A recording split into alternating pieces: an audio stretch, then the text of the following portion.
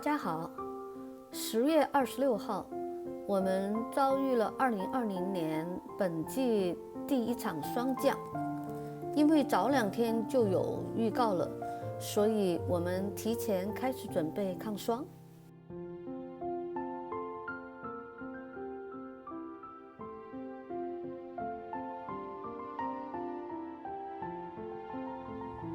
我们买了一些 PP 吸管，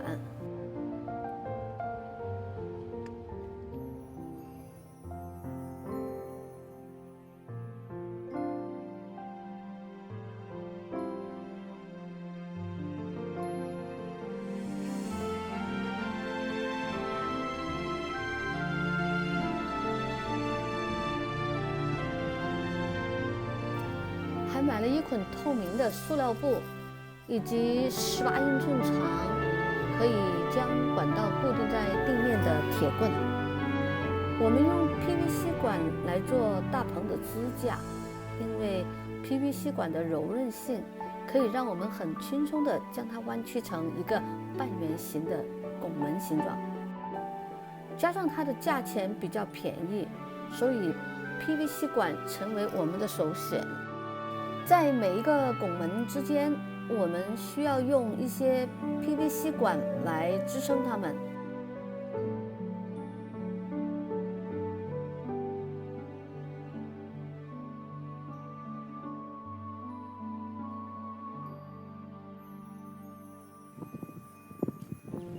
这些管子和半圆拱门之间的交接处，可以用 PP 吸管胶和尼龙扎带来固定它们。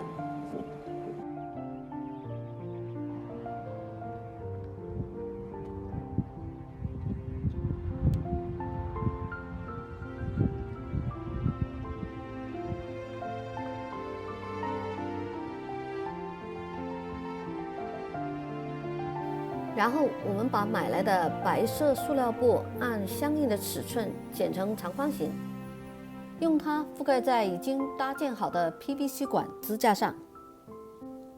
都准备好了，但是因为荷兰豆比较高，我们没有办法用同样的方法来覆盖它，所以我们用了一个超高的铁管架子来作为大棚的支架。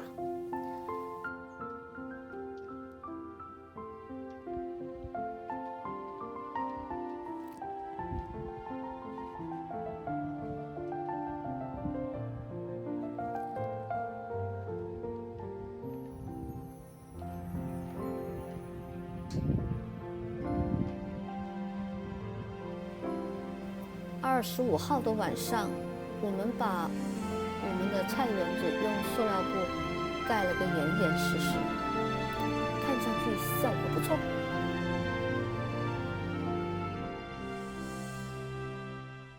26号早上9点，外面是白茫茫的霜冻，随着太阳冉冉升起，霜冻开始融化。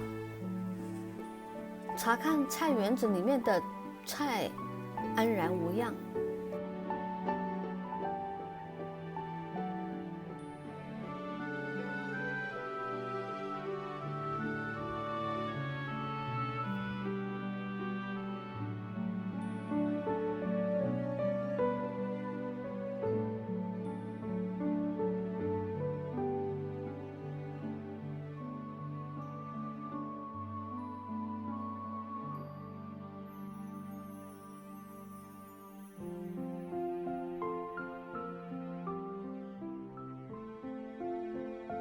但是我们却忽略了菜园子之外的一些植物，比如我的绣球花、芋头、无花果，还有鱼腥草之类的。